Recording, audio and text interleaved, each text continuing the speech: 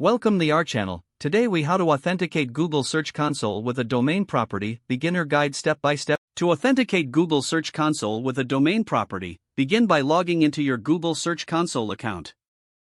If you do not have an account, create one by visiting the Google Search Console website. Once logged in, you will see the option to add a new property. Click on the Add Property button located in the top left corner. In the pop-up window, select the domain option.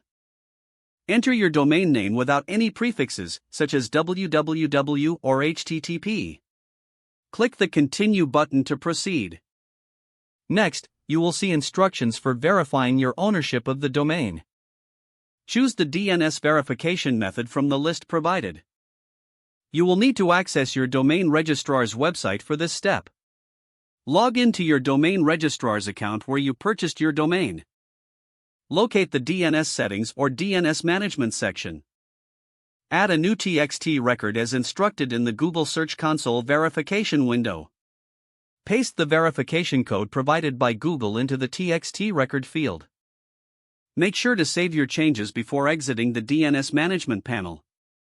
After saving, return to Google Search Console. Click on the Verify button to check if the TXT record has been successfully added.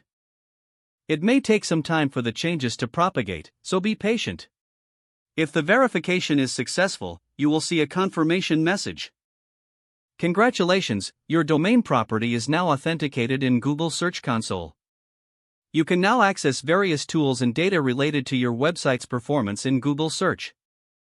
If the page does not load, refresh the browser or try again in a private or incognito window.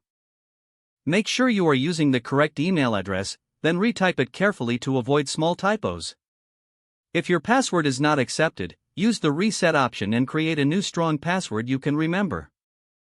Check your spam folder for verification or security emails, then complete any requested. Enable two-factor authentication if available to improve account security and reduce unauthorized access risk. After signing in, review your profile details so your contact information and settings are accurate and current. If you see an error message, note it down and try again after restarting your device and internet connection. Don't forget to like this video and subscribe to our channel for more step-by-step tech guides.